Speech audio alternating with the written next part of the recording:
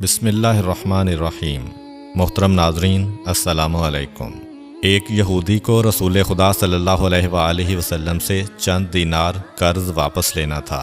ایک دن آپ راستے میں جا رہے تھے کہ وہ یہودی آپ کے پاس آیا اور اس نے کہا، جب تک آپ میرا قرض ادا نہیں کریں گے اس وقت تک میں آپ کو یہاں سے نہیں جانے دوں گا۔ نبی اکرم صلی اللہ علیہ وآلہ وسلم نے فرمایا، اس وقت ادائیگی کے لیے میرے پاس کچھ بھی نہیں ہے۔ یہودی نے کہا، جب تک آپ میرا قرض واپس نہیں دیں گے میں بھی آپ کو یہاں سے جانے نہیں دوں گا۔ آپ نے فرمایا، اگر یہ بات ہے تو میں تیرے ساتھ یہیں بیٹھ جاتا ہوں۔ یہ کہہ کر آپ اس کے ساتھ بیٹھ گئے۔ جیسے جیسے وقت گزرتا گیا آپ کے صحابہ وہاں جمع ہوتے گئے۔ جب انہوں نے یہودی کی یہ جسارت دیکھی تو انہوں نے اس کو سزا دینے کا ارادہ کیا۔ آپ نے انہیں ہر طرح کی تادیبی کارروائی سے روک دیا اور فرمایا کہ تم دور چلے جاؤ۔ حکم رسول کے تحت صحابہ دور چلے گئے۔ سورج لمحہ بلمحہ گرم ہو رہا تھا اور اس کی تپش سے آپ کو اذیت پہنچ رہی تھی، یہاں تک کہ آپ کے چہرہ اطہر سے پسینہ بہنے لگا۔ اس کے باوجود آپ نے کسی طرح کے غصہ کا اظہار نہ کیا اور کوئی سخت جملہ نہ کہا۔ آپ سارا دن وہیں بیٹھے رہے اور ظہر، عصر اور مغرب و عشاء کی نمازیں وہیں پڑھیں۔ پھر رات چھا گئی۔ آپ نے رات بھی وہیں بسر کی اور فجر کی نماز بھی وہیں پڑھی۔ صحابہ یہودی کو ڈرانے دھمکانے لگے۔ آپ نے فرمایا، تم اس سے یہ کیسا سلوک کر رہے ہو؟ صحابہ نے کہا، یا رسول اللہ، اس کی یہ جرت کہ آپ کو یرغمال بنا کر اپنے پاس بٹھا لے۔ آن حضرت صلی اللہ علیہ وآلہ وسلم نے فرمایا، اللہ نے مجھے اس لیے نہیں بھیجا کہ میں کسی ہم پیمان یا کسی اور پر ظلم کروں۔ جب دن چڑھا تو یہودی نے کلمہ اسلام پڑھتے ہوئے کہا، اشہد ان لا الہ الا اللہ و اشہد ان محمدً عبدہ و رسولہ۔ میں اپنی دولت کا ایک حصہ راہ خدا میں دیتا ہوں۔ میں نے آپ کو اس لیے نہیں روکا تھا کہ میں آپ کی توہین کروں۔ اس ذریعے سے میں آپ کے پیمانہ صبر کو آزمانا چاہتا تھا، کیونکہ تورات میں میں نے آپ کی یہ صفت پڑھی ہے، محمد بن عبداللہ مکہ میں پیدا ہوگا اور طیبہ کی طرف ہجرت کرے گا۔ وہ تندخو اور سخت مزاج اور بیہودہ گوئی کرنے والا نہ ہوگا اور کوئی جھوٹی بات زبان سے نہیں کہے گا۔ اس طرح سے میں نے آپ کو یہاں رکھ کر اس بات کی تصدیق کی ہے کہ تورات نے بالکل سچ کہا تھا۔ رسول اکرم صلی اللہ علیہ وآلہ وسلم مبعوث برسالت ہونے کے 3 سال بعد تک خفیہ طور پر دعوت اسلام دیتے رہے۔ اس کے بعد اللہ تعالیٰ نے آپ کو حکم دیا کہ آپ کھل کر اللہ کا پیغام پہنچائیں اور لوگوں کو خدا کی طرف دعوت دیں۔ ایام حج شروع ہوئے تو پورے جزیرۃ العرب سے لوگ مکہ کی طرف آنا شروع ہوئے۔ نبی اکرم صلی اللہ علیہ وآلہ وسلم کوہ صفا پر چڑھے اور آپ نے بلند آواز سے فرمایا، لوگو، میں اللہ کا رسول ہوں، تم اللہ رب العالمین پر ایمان لے آؤ۔ لوگ آپ کی طرف متوجہ ہوئے اور انہوں نے تعجب سے یہ اعلان سنا اور سب کی خواہش ہوئی کہ وہ اعلان کرنے والے کو دیکھیں۔ پھر آپ صفا سے اتر کر مروہ آئے اور وہاں پر بھی آپ نے 3 بار یہی اعلان کیا۔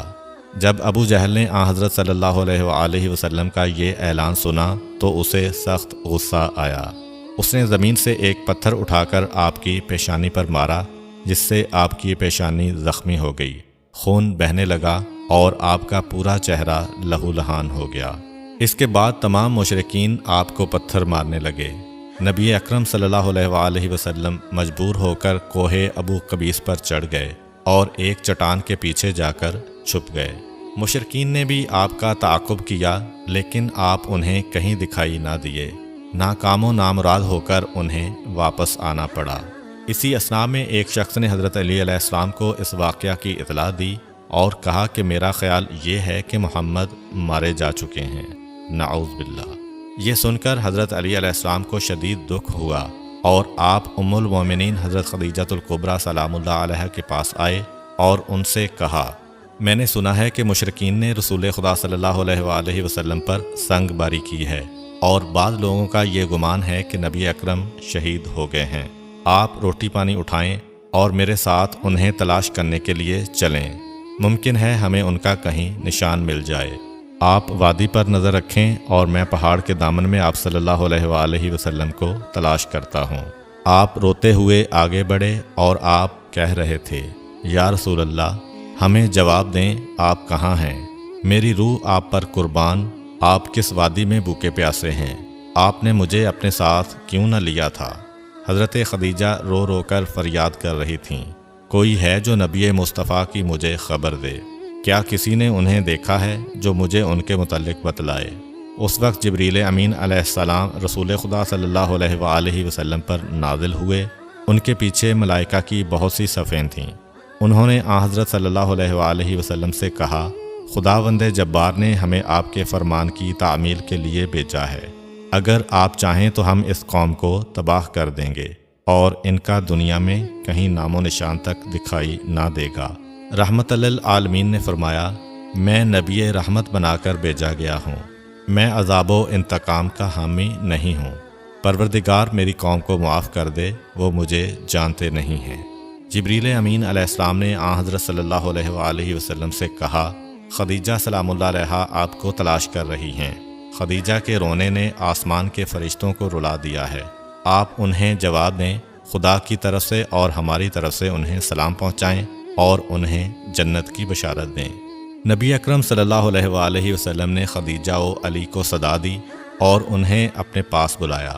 دونوں شخصیات آپ کی خدمت میں حاضر ہوئیں۔ انہوں نے آپ کی پیشانی پر پٹی باندھی اور گھر لے آئے۔